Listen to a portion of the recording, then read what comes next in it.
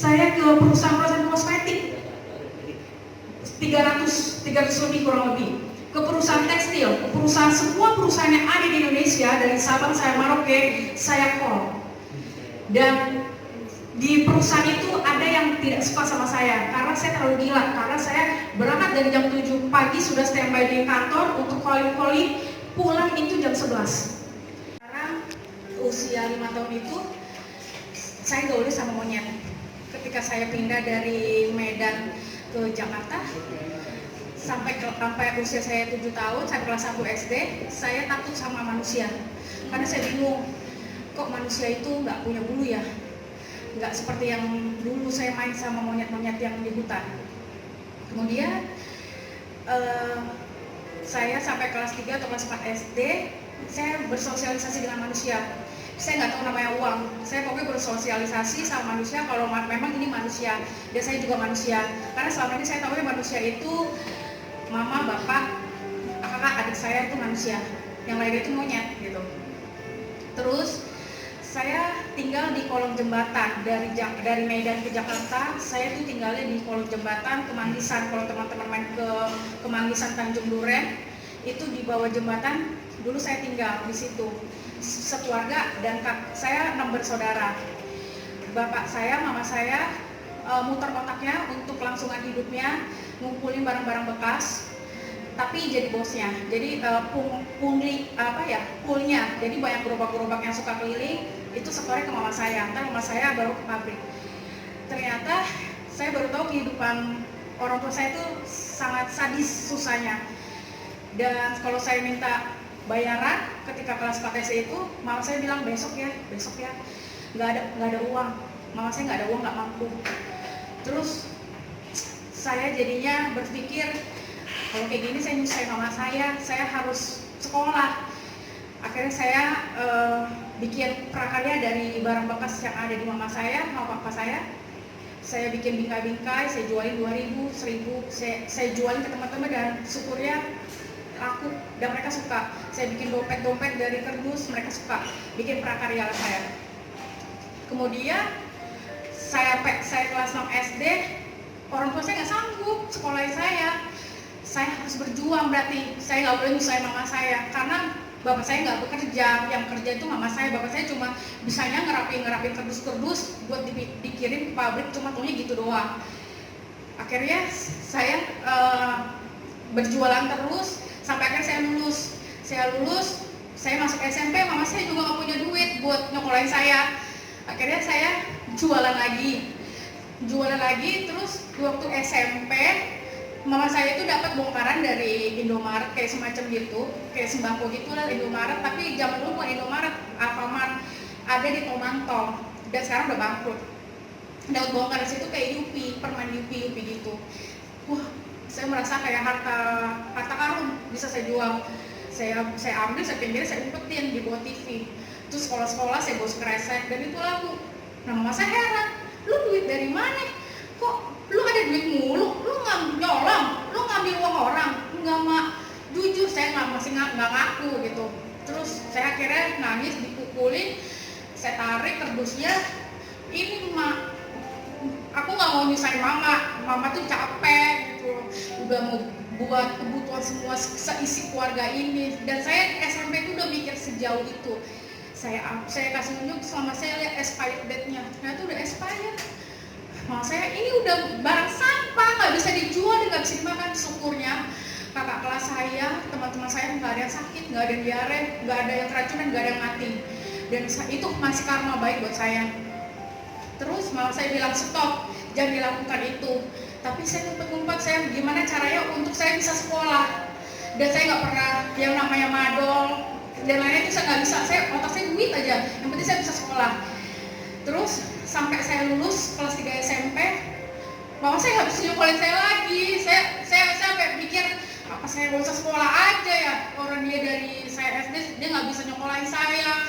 Akhirnya saya tetap kekeh karena mama saya pernah bilang waktu kita makan bareng-bareng, coba pakai tempe sama sayur asem, kalian sudah ada besar di Jakarta, harus jadi orang sukses.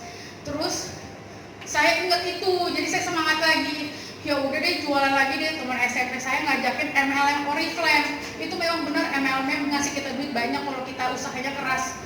Terus saya ikuti MLM Oriflame, saya dapat duit. Saya jualan ke pasar Kopro, saya ke Taman Ratu, ke Citra Garden, pokoknya semuanya saya tuh benar-benar orang gila. Yang penting saya bisa jualan lipstick, bedak, parfum.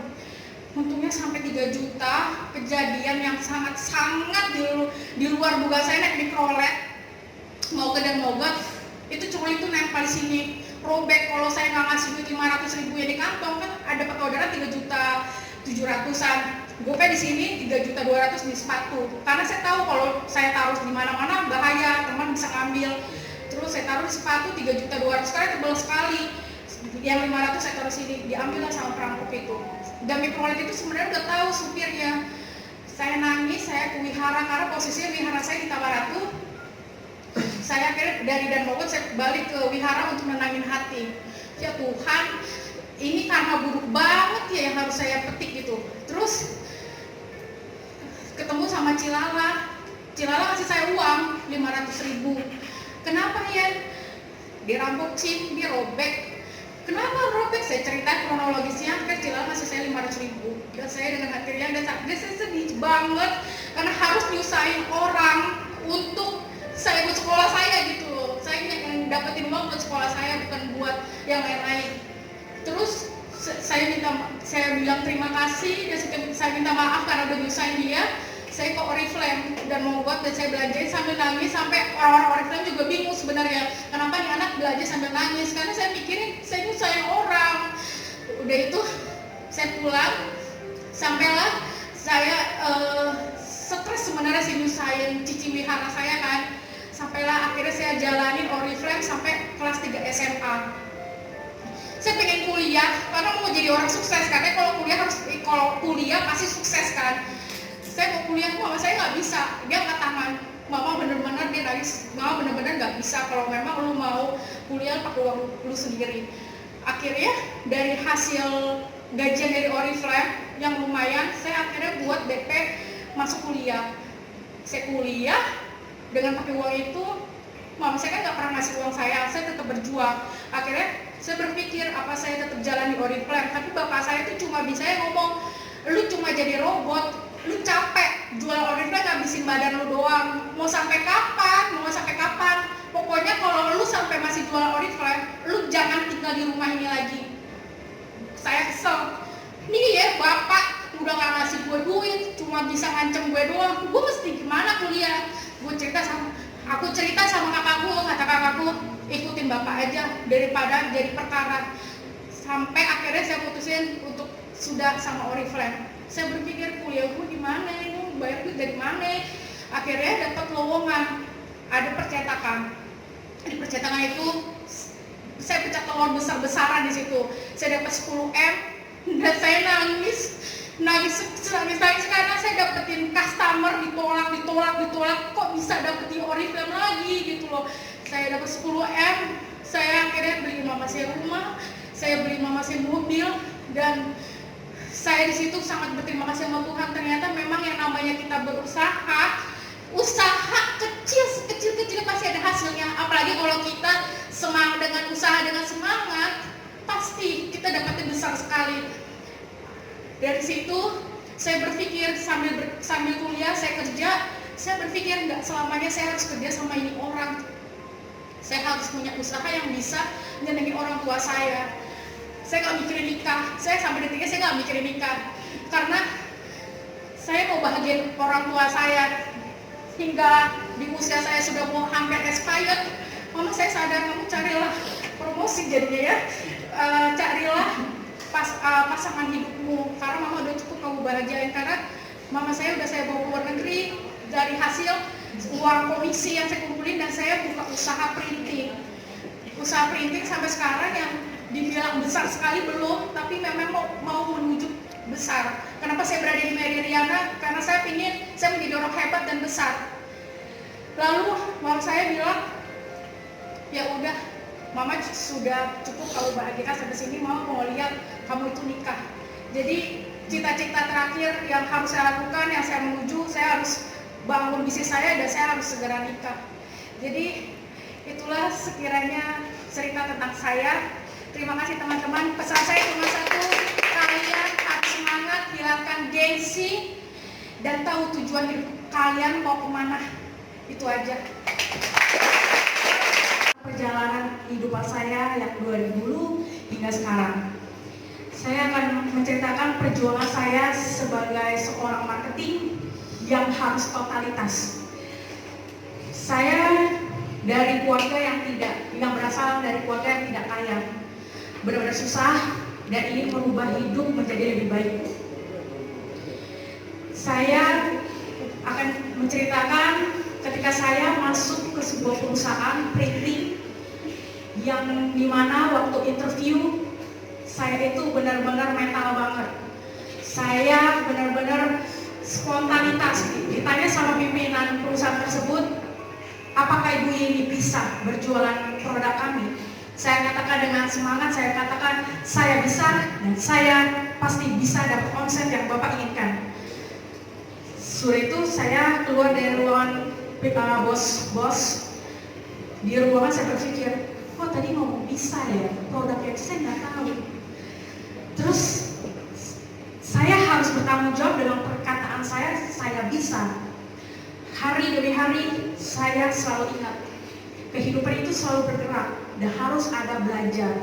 Saya belajar, saya masuk ke bagian produksi, saya lihat produk itu dari material utamanya. Oh, bahannya ada promo, ada vinyl, ada transparan, dan dari A sampai Z.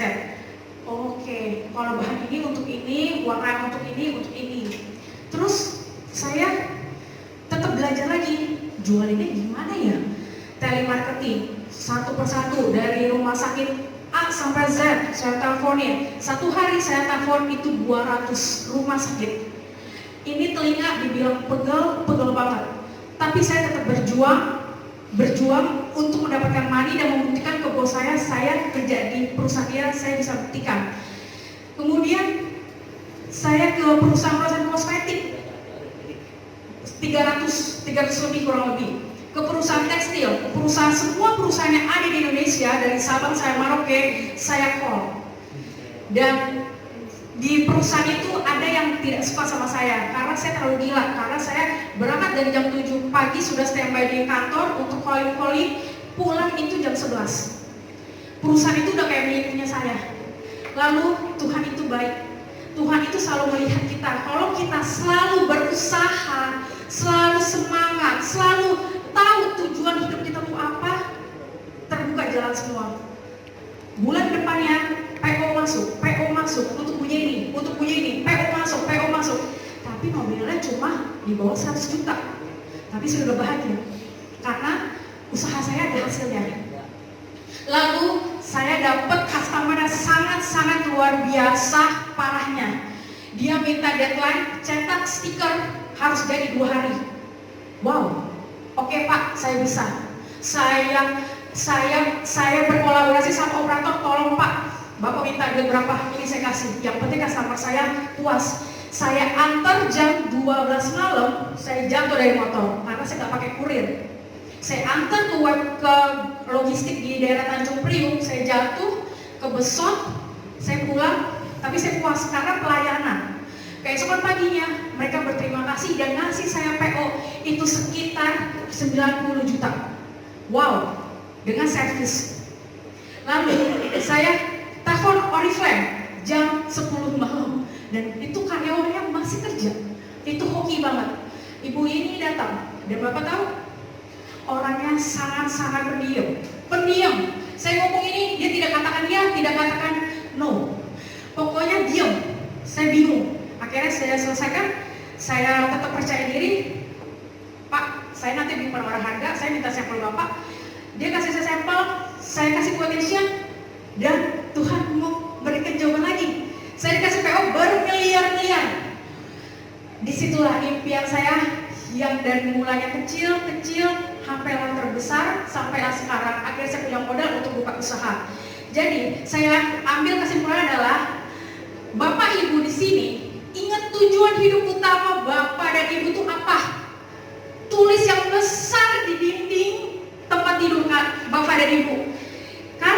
Setiap tulisan itu adalah roh. Itu kekuatan yang suatu waktu Bapak pasti akan capai. Dan pesan saya adalah Bapak harus semangat, tetap berusaha, dan jangan lupa selalu berbagi dari hasil yang Bapak dapati. Karena hasil penghasilan kita sebagian adalah milik orang lain. Terima kasih dan semoga bermanfaat share dari saya.